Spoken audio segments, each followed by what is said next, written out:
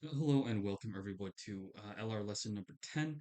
And today's subject is pretty on target. It's just going to be about journaling, wrong answer journaling. You guys may have heard about it, but I'll just kind of give you my own take on it today. So if you follow my content at all, you've probably heard me dismiss more specialized study techniques. There's a variety of them out there. I don't talk about any of them, and if I even do mention them in passing, I usually just hand wave them away. However, in recent conversation that I had with a student, I did realize that I should probably elaborate on that dismissive position a bit, specifically regarding the practice of wrong answer journaling in LR.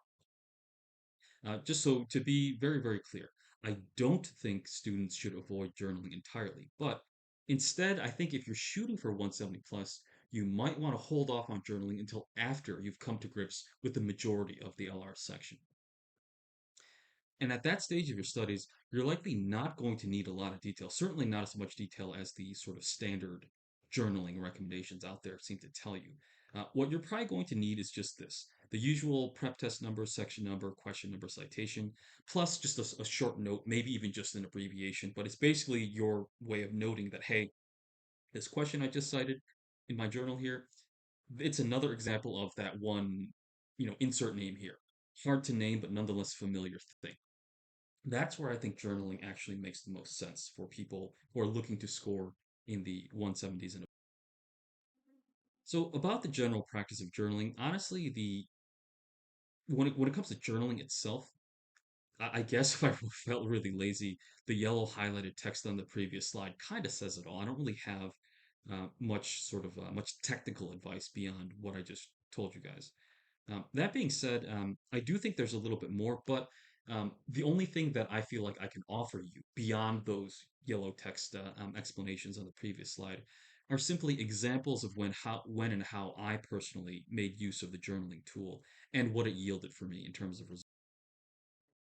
So when did I get started? I didn't do any sort of journaling for LG or RC. I don't even know if that's a thing that people do.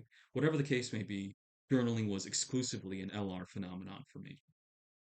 And I don't remember with great precision, but just kind of looking at the calendar back then, I'm pretty sure I was already PTing in like the low 170s, maybe high 160s on a bad day when I decided to start journaling. I just want to note here, obviously, you can and should choose to do it a little bit earlier than I did, probably starting in the mid 160s, basically. I mean, if your goal is the low 170s, it makes no sense to wait until then to actually start studying for it, right? So yeah, get started early. The thing is, though, at the time when I started, nobody told me to journal. It wasn't really part of Kaplan's curriculum at the time. I was a LSAT teacher at Kaplan when this was all going down for me.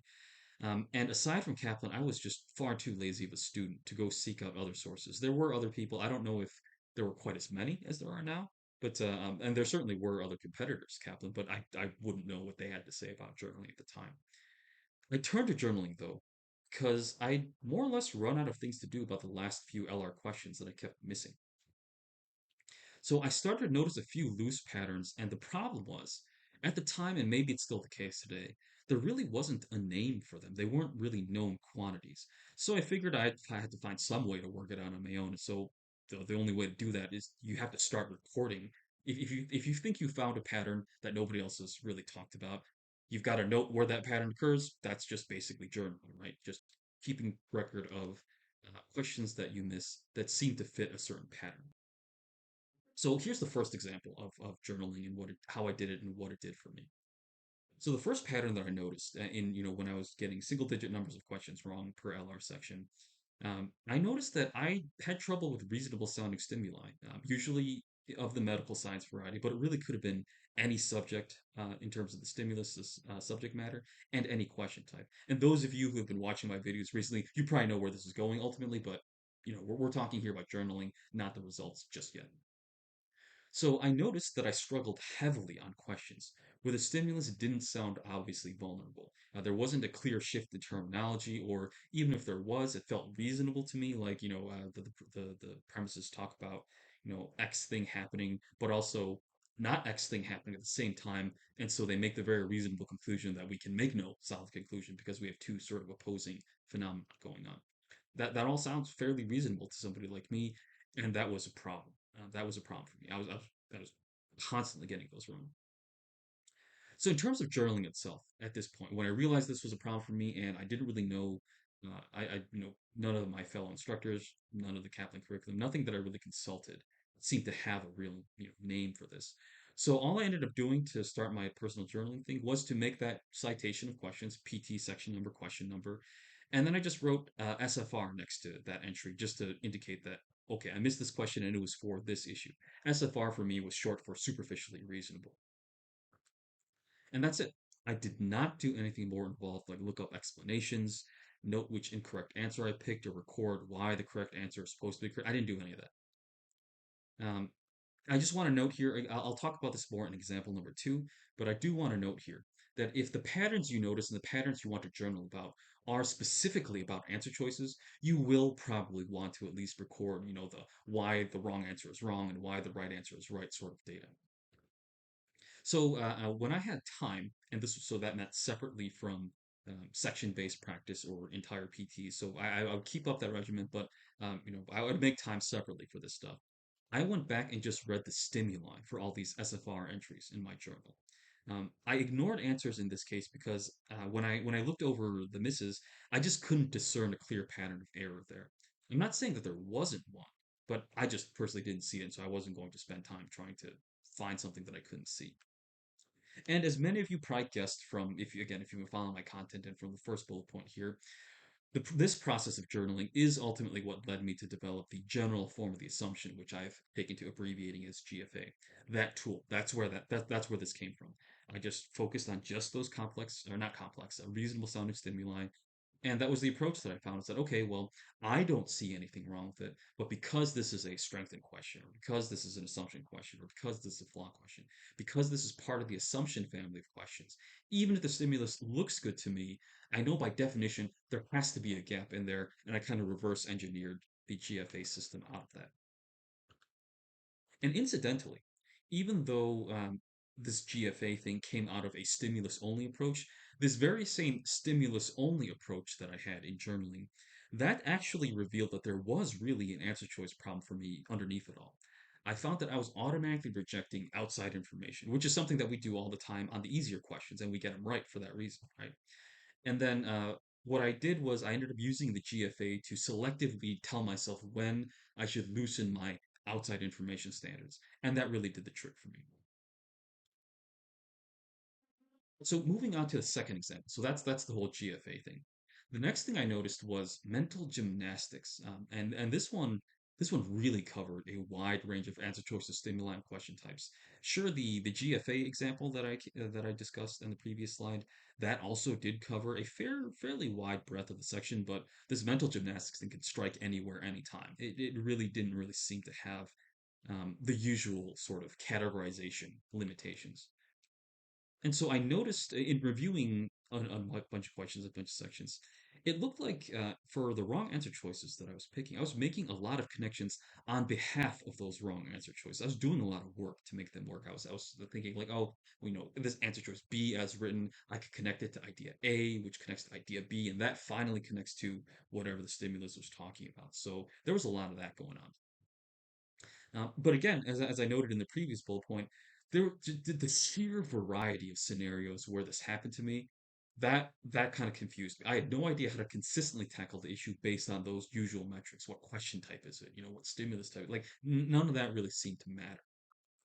So unlike my SFR journaling, in addition to that PT number, section number, question number, citation, and then the label, and so I labeled these mental gymnastics questions with a stick figure doing a cartwheel. It's very rudimentary. Now that was my shorthand for mental gymnastics. So in addition to the citation and this very sort of childish label that I put on it, I also recorded my wrong answer choices here, as well as the correct answer choice. But I didn't go into reasons why I picked the wrong one or why the right one is right. I didn't really go that far. I was just I picked B, but it was actually A. If that was the case, that's what I recorded. That's it. And so as I journaled this stuff, and then I went back through the journal and then looked at those questions separately. I noticed something. In these scenarios, my wrong choice was very often A or B, and the correct choice was usually farther down the list. So this wasn't 100% pattern. It wasn't always that I wrongly picked A or B and the right answer was always C, D, and E. But it was I wish I could I wish I could say with any certainty. I don't have those notes on me anymore, but it was probably statistically significant. And even if it numerically statistically wasn't, it was just something that I noticed. Like, man, I'm picking A or B a lot, and it's wrong. So that was just the first thing that I noticed. And so when I went back and looked at the stimulus plus the answer choices for all these questions that I journaled, I saw that two of the five answers, again, more often than not, those two answers, the two offenders were A and B as a pair. I saw that two of the five answers suggested an intelligent sounding alternative that I had considered. And that ended up putting me in a mindset of like, I didn't pre-phrase this, but this is a hard question. It's like 22, 23. So maybe this smart sounding stuff, this line of thought is valid. So that's the mindset that I got put into. And what I noticed is that this mindset of like, I didn't pre-phrase it, but because this question is hard, maybe this one's it. Um, Seeing A and B both mention something similar along those lines, that made me dismiss the correct answer, which came later. And the correct answer was almost always far simpler and far more direct than the wrong answer choices that I fell for. In fact, the correct answer was so simple and direct that it just looks dumb in comparison. And so having come across this scenario, I pick A or B because they sounded smart and they were both similar, and seeing both of those in a row put me in a mindset that kind of predisposed me to A or B, and made me dismiss a simpler answer that came later on in C, D, or E. I developed a red flag specifically for the scenario, and this is what it looks like. When two answers bring up similar, relevant sounding concepts that I can, but am not hard required to accept, I immediately flag them as a potential gymnastics situation. And so in those situations, I choose to just keep going down the list, holding out for a simpler answer that requires less or ideally zero mental gymnastics to justify. And this more or less solved the problem. So again, note that I wasn't just reflexively eliminating A or B. I didn't want to corner myself into always eliminating A and B when they both fit this pattern. But I was like, man, I've seen this before, and I don't really want to commit to either one of these. So I'm just going to keep an open mind, and bias myself against A and B without fully eliminating them. And that finally allowed me to detect the simple, direct, and clear answer that did not require all these mental gymnastics. So I do want to note again, it's not important for you guys to imitate this exact thing. Sure, if this helps you, great, but um, you may have noticed it as well, where you're doing LR, answer choice A mentions, so let's say, just as an example, the stimulus was about um, country X's economy, and it was talking about the economy, and the premises were talking about GDP, and so the stimulus was all about the relationship of GDP and the health of the economy. But answer choice A talks about investment, not the GDP, but talks about investment and the economy. And answer choice B also talks about a different aspect of investment economy. I noticed that primed me to think about, oh man, investment might matter. And rather than questioning, why does investment matter? Is the answer to us forcing me to do work on its behalf? Seeing those two answers in a row both talk about investment just made me mindlessly accept that investment must be, in and of itself, not a terrible thing. So that's what I'm talking about when I mentioned this red flag pattern, where two similar sounding answers bring up similar sounding concepts that you didn't consider but sound really smart. That to me is a sign that I need to keep an eye out for the dumber sounding answer that is better because it does not require gymnastics. So yeah, just to clarify that in case anyone wanted to know. So I just want to note, I kind of began to mention this in the previous slide, but I want to make it very clear. This is very, really niche personal stuff that I just talked about. And honestly, if you start, in the mid 160s, it's probably not going to be that different for you either. I do want to say it's entirely possible you won't need to deal with this level of niche personal stuff in terms of, inventing, things on your own to solve your own problems. It's entirely possible you won't need to touch it to meet your goal score because, again, after all, it is true that I personally got over the 170 line before even starting journaling. So for you guys to get to 170, it's possible that you won't need to journal into like as mysterious of a pattern as I ended up doing here. It's also possible that you are just a better student than I am, and let's be real, that's almost a guarantee. Again, if you guys haven't heard it before, I'll say it again here. I was a huge degenerate. so many of you guys are so much better students than I am at this stuff. And so because you guys are probably better at me than at studying, and you can make use of the vast body of existing literature out there, whether it's videos, Power Score Bibles, whatever it is you're looking at, answers, explanations, you won't have to straight up invent stuff for yourself like I did. So to this day, maybe it's again just because I'm too lazy and didn't read and I'm reinventing the wheel here. The general form of the assumption, I haven't really heard anybody talk about it. And this priming people for mental gymnastics. So basically, patterns number one and pattern number two, that's not something that I've heard anybody really talk about at great length either. And that's probably because not a lot of people need to deal with it. How many weirdos like me are out there trying to get a 180, right? Um, and uh, um, not to pat myself on the back too much, but succeeding through the use of these weird, highly niche, highly personal tools.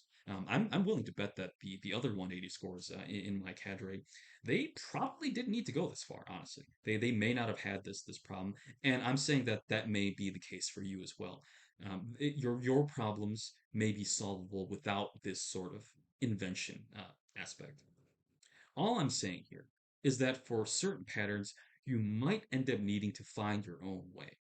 Even if you don't have to invent something quite out of nowhere like I did with GFA and this priming for mental gymnastics. Um, but yeah, I mean, it's possible that you may need to open your mind and be a little more creative to find a workable solution. And in the event that you do need to be a little bit more creative in your solutions, watching hours of explanation videos, recording, why wrong is wrong and why right is right data, that will be wasted effort because those things are tailored towards sort of the known quantities, the stuff that everybody kind of struggles with. And the stuff that everybody struggles with is not going to get you over the 170 line, quite frankly. It really won't. So the takeaways, there aren't a whole lot, but basically my suggestion, again, nothing that I say should be taken as gospel truth, but don't journal until you feel you've gained a solid technical foundation for LR, where you generally know what's going on. I mean, just don't journal until you get there. And be willing to journal more simply than what the sort of standard recommendations are, especially when you feel that similar slash related things are going wrong across several questions, but you just can't find a name for that thing in the existing literature. If nobody's talked about it, nobody has a direct approach to it. That doesn't mean what you've detected isn't a real pattern for you. It just leaves you in the unfortunate position of you needing to come up with something yourself about it. And again, sometimes it helps to record right answer versus wrong answer choices in your journal. Sometimes it doesn't. Play it by ear according to the situation. And finally, here's my biggest caveat, and I say this as a tutor. If you're working with a tutor, you probably do want to make sure to record your wrong answer choice and at least some basic explanation of what drove you to choose it. Don't worry about analyzing the correct answer. It's really about what did I choose and why you chose it. And really, and even if it was just desperation, let your tutor know. Record that. Be like, I didn't really like D, but I just couldn't pick anything else, and so I felt like there was at least something about it that worked, and that's why I picked it. If that's the case, let your tutor know. Otherwise, if you just either if you have no notes and no recollection of why you picked the wrong answer, I mean, your tutor's not a mind reader. They're just gonna have to guess, and that's not a winning game for anyone. So yeah, that's all I really have to say about it. If you made it here, thanks for watching. Again, as always, this is the best way to reach me. My name is James, and I will see you in the next one.